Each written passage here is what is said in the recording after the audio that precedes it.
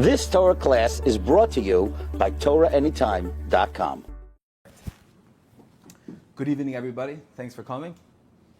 We'd like to give a shout out to our corporate sponsor of the night for all this delicious food over here, Light Power, Nissi and Morty. Thank you very much for your contribution to making this event happen. We're always at a crossroad, and we're still at a crossroad. Now we're between Pesach and Shavuos. And as we know, of course, the avodah is Sefiras Haomer. It's coming out of those levels of Tumah that Klal Yisrael was in back in the day, back in the times of Yetzias Mitzrayim, and slowly climbing out. Thank you. This can be a bit of a challenge for us, for all those that are not necessarily in yeshiva, not necessarily learning full time, and even for those that are learning full time and that are in koil, elu ve'elu, we all face a similar challenge. What's that challenge? The challenge is really tapping into the avodah and practical growth. And what exactly are we looking to attain? If you're younger man, okay, so it's more Torah, it's more hasmada. But if we're not in that situation, what is it that we're looking to attain? How do we do it? What's a practical way to get there? So I want to just share a couple of insights, things that I picked up over the past couple of weeks, over Pesach, that I think will be impactful. First and foremost, so I was with my family over Yontif. Where was I? I forgot. Okay, I was with my family. We were somewhere. We're together. Baruch Hashem, we're to spend time together. Thank you. Together. Had a wonderful Yontif.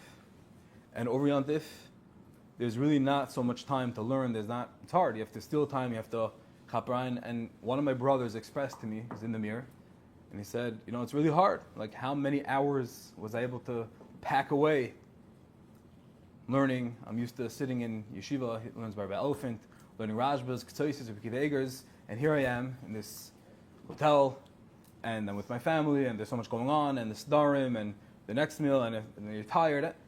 It's hard. It's just hard to sit down and learn seriously. And Yom Tov is a time where we're supposed to be learning, we're supposed to be connected to Hashem, and Sefiras Haomer, and Kabbalah Torah. And I shared with him something that I couldn't find. It's in the Nefesh Shimshon from Shimshon Pincus, which I think is so important for all of us, super practical. He writes as follows: Limud HaTorah, learning Torah, not chas v'shalom to mitigate it, to decrease its value, its importance, but limud HaTorah, learning Torah, is only a prat, is an aspect of being a ben Torah. We can all be b'nei Torah, we all are b'nei Torah, and learning Torah, dedicating our time to Torah is something that we have to do. It's something that we have to try as much as we can. We really do. But there's a bigger picture, and that's being a ben Torah. Rabbi Lapiansky has the book Ben Torah for Life. In that book, it's not written for those that are sitting in yeshiva. It's for those that left yeshiva. It's for those that aren't zeiche to have their entire life dedicated all day to sitting and learning Ketzosis and Rashbas. Being a ben Torah means being an Eved Hashem. It means being cognizant of Hashem's presence and focus on that at all time and all costs. And when we can learn Torah and push ourselves, of course, that's what we're meant to do. But the avodah is to be a ben Torah. It's to be an Eved Hashem. It's to be a light, a beacon of light for ourselves, for our families. That's what being a ben Torah is. And for all of us, that's certainly attainable, that's doable, that's within our reach. And for us and for everyone, that's the avodah of Sefiras Haomer and Kabbalah Torah. So while in yeshivas we're giving drashas about learning more Torah, hasmada, chapping around every second, bringing Gemara to meals, which is something that we're probably all familiar with, and it can seem intense, etc. But as fathers, as husbands, part of a community where it's not as feasible to be running to dinner with your k'tzais, or to be running to go on a trip on a Sunday with your rashba, but you can be a ben Torah, that for sure. What is a ben Torah? So we all know, it means being, like we just said, cognizant of Hashem, thinking of Hashem, just having good midas, not just having good midas, being pleasant. There's a famous Maisa with Moshe Feinstein. That once Moshe was sitting with, I think it was his brand new Chassan Shas, and someone came, it's a famous story, spilled an entire container of ink all over the Chassan Shas. And Rav Moshe, he responded like, it only makes my Chassan Shas all the more beautiful. Famous story. But I want to tell you a story that happened not 89 years ago, it happened a week ago. And not with Moshe Feinstein, but by a regular father like me and you. It was a communal seder, and it was actually a divorced father. I saw this firsthand, and I think this is absolutely incredible. I think this really sums it up. He was with his 3 or 4 daughters, and he was spending the storm with his daughters. He was so into it. He was vibrant. He was screaming the entire Haggadah, and it was with his slavas. It was with real chukah and devekus. It was a beautiful scene just to see this guy. It was a communal seder again, and he was just in his own zone with his 4 daughters. It was beautiful. And I overheard the following. One of his daughters, there was a second night of Pesach, accidentally spilled a cup of wine on his beautiful leather-bound Haggadah. It was obviously new, and it was on the table, and his daughter spilled the wine right all over it. His knee-jerk reaction, I couldn't believe it. Unfolded in front of my eyes, what did he say? He got up and he screamed, "My heilige Tochter, my holy heilige daughter." And this is a regular balabas that wears a blue shirt. You can't believe it, right? The blue shirt just took you over.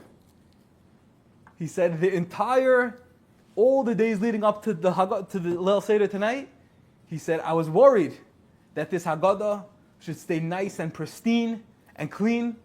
He said, I was worried, anxiety, it should stay clean. He said, Baruch Hashem. He said, now that you spilled the wine all over it, I don't have to worry anymore. That's a Ben Torah. Knee-jerk reaction. He didn't first mess up and then go over to his daughter and apologize and come up with some Torah, how to apologize, how to go back and retract. Knee-jerk reaction was, thank you, I had anxiety that it should stay clean, now I don't have to worry anymore. That's being a Ben Torah. Did he go and run and learn a Ketzos after the Haggadah, after the Seder? Doubtful. But he's a Ben Torah. And this is the Avodah. Being a Ben Torah, as a father, as a husband, that's what we strive for. There's a big kasha. We know now we're in the tkufa of Sefiras Haomer. Simple kasha. What is Sefira and what does Haomer have to do with each other? Sefira means counting, and what does the counting correspond to? Nissi, you know that one. Counting the days, 49 days. The 49 levels of Tumah. There you go. And we finally got to Kabbalah Satayos, those 49 days. We were in sulliness, we were in impurity, and we counted, and we got out. And we reached the Hilikite, the 50th day, the Sharnut, got to Kedusha. What does it have to do with the Haomer? The Haomer was a carbon. It was born in the base of Mikdash. What do the two have to do with each other? Sefira is counting, and the Haomer is a carbon. So where do the two come together? What shaykhis? What does one have to do with another? Good kasha? Ever thought about it? Simple kasha. We're in Sefiras Haomer. What does Sefira have to do with the Haomer? You know, that's the kasha of the Marshal. The Marshal Rosh Hashanah of Daf Tezayin. This is his kasha. And he says a beautiful answer. He said, what was the Haomer? What was the korban Haomer? The Haomer was barley. Meichel behema. What animals eat. We eat in our chalent, but back in the day it was only meant for animals. What do we bring on Shavuos? We bring a different carbon. There's no Haomer. We bring chitim. Chitim is refined flour. And what changes, what's supposed to transpire over Sefiras Haomer, is we change from Meichel Behema, from animal food, from Bahamistic, and we transcend. And we move into Meichel Adam. We turn into an Adam.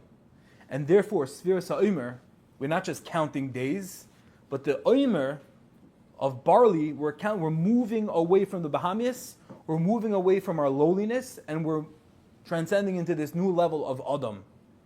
And finally, on the 50th day, on Shavuos, we bring the carbon of chitim, which is refined flour.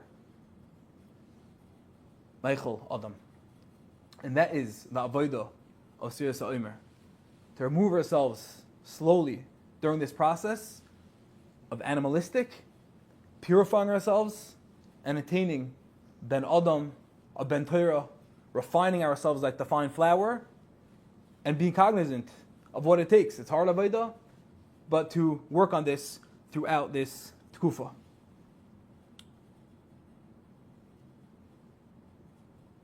A lot of times, just to finish up, we always have choices to make. There's choices to make, good and bad, toiv and ra.